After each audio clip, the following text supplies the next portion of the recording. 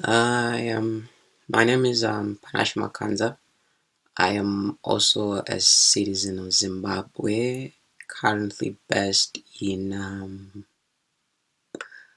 currently based outside Zimbabwe. Um, I really find it hard to actually talk about my country or to talk about my president because usually it ends up as a very sentimental or a very tense topic, and I really try and avoid talking about my country in public platforms because I don't want to pour out the hate and the anger that's that I have for my president in my country. Not for my country, but just for my president. You know, I don't want to be the guy that actually injects more frustration and more negative vibes onto a country that's already bleeding, onto a country that's already in dismay. So, I would rather just, instead of me actually talking about how Mugabe has taken away my freedom of expression or how Mugabe has allowed the country to deteriorate, the economy of the country to deteriorate to the state that it is now, or how he has allowed load shedding to become the norm of the country. I would rather just give people the facts and let people decide on their own because I don't want to influence people's decisions in terms of how they view someone. So, what I can only say is that um, if I were President Mugabe right now, I would actually take a step back, you know, and then actually look at the promises that I've made to the people of Zimbabwe, and then look at the current situation of Zimbabwe. You know, if you still have those promises, because now it just feels like you come out to the public, you say whatever you think the public wants to hear, and then now you're actually turning into a historian. Now you come out and then you tell us about all the things that happened in the past. We don't feed in the past. We don't really benefit from knowing that you fought the liberation struggle, you did that, you did this, we did that. We need a situation for our future. We need to look forward now. you know so if you do have those promises that you promised the people of Zimbabwe, take a look at those promises. Take a look at the current situation of Zimbabwe, and if those two tally, then you have achieved. If your promises were to misplace $15 billion which belongs to the people of Zimbabwe during your term of office, if your promises were to create 2.2 million vendors on the streets of Zimbabwe and then the next day kick them off the streets, if your promises were to have cash shortages, fuel shortages, electricity shortages, food shortages, then you have achieved. But then if you had other promises other than that, then you have failed us as a nation and you have achieved as a politician, which is not what the country of Zimbabwe is actually looking for right now. Right now, what we need is a leader. And you know what a leader does? A leader says, look, guys, I know you have voted me in. Sorry about that. Actually, let's take this scenario. I'm trying to demonstrate what a true leader would do, not a politician. Let's take this scenario. Let's say a miracle has happened in Zimbabwe, and underline the word miracle. A miracle has happened in Zimbabwe. We have had free and fair elections in Zimbabwe. President Mugabe turns out to be the winner. But then he has sanctions imposed on him. And we all know he has sanctions imposed on him. And for the past, I don't know, 10, 15 years, he has been using those sanctions as an excuse. Everything that happens, we can do this because of sanctions, because of illegal sanctions. But then as a leader, what would you do? I would say, okay, guys, yes, we've had a free and fair election. You have voted me in to be a president. You want me to be a president. But then because I have sanctions, it's going to cost the whole country. I cannot be your president.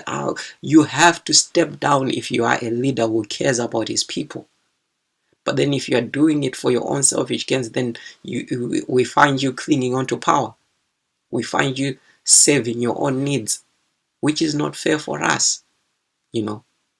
Considering you messed up from the start, you should be ashamed of yourself. You should be really ashamed of yourself, because if if you remember the history of Zimbabwe, when the country was handed over to you, the pound was 1:1 with the Zim dollar.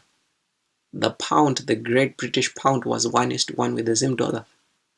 And then now we don't even use our own currency. And let's put that aside, we don't use our own currency. Imagine in your first term of office, inflation rose with almost 3%. Just the first term of office, inflation rose with almost 3%. And then you keep clinging on to power, you keep clinging on to power, and now we don't even use our own currencies. And then you have the guts to come out and say, you know what, I told the governor that we should use multi-currencies. No, no, no, no, no. You can't have the guts to do that. You cannot come out and say such stuff. You should be ashamed. You should be ashamed that we don't use our own currency. You should be finding a way to bring back our currency. Not just tell us that, I told the governor that we should use multi-currencies. If you use the yen, if you use the rand. No, we don't want that.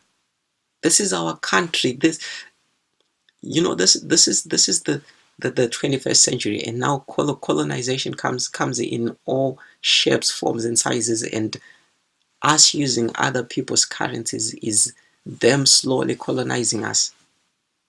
So why did you fight the liberation struggle then, if we are slowly being colonized? Actually, that's another story, because looking at history, when others were fighting the liberation struggle, you were hiding. You only came back to take power. So I think you really need to visit your promises. You need to revisit your principles, and then take a very, very close look, reflect on the things that you have done so far, and then check if you are still in line with the wishes of the people of Zimbabwe. Because you cannot afford to come out and talk about how we have the best education in Africa when your own kids don't learn in Africa. You can't afford to come out and talk about how we have a stable health sector in Africa when you yourself don't get treated in Africa, when your children don't even deliver their babies in Africa. You cannot do that. So take a step back, look at the wishes of the people, look at the things that you are doing for the people, and then if they tally, then you can cling on to power. But if they don't, then maybe it's time to move on, and we won't even bother you. We don't even care about you. We just want you to go. We just want you to leave the office and then go. No one will seek revenge. No one has the time to do that. We are more focused on uniting the country and building up our nation once more. Because Zimbabwe is actually a very beautiful country with very beautiful resources that, if utilized to their maximum potential, we could be one of Africa's powerhouses. We have diamonds, we have coal, we have almost everything that we need. We have agriculture, we have tobacco, we have everything. So take a look back, Mr. President. Take a step back and look at the things that you have done. And then ask yourself if it's really worth to cling on to power at 90, is it 91, 92 years old? I mean, for crying out loud, you cannot even take a funeral policy, for crying out loud.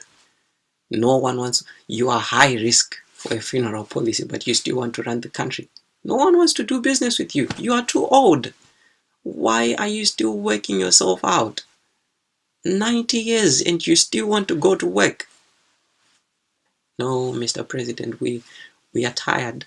We are tired of the same excuses. We are tired of the same rigid regime. We are just tired. We need fresh and new ideas. We need new ideas that know how to use technology.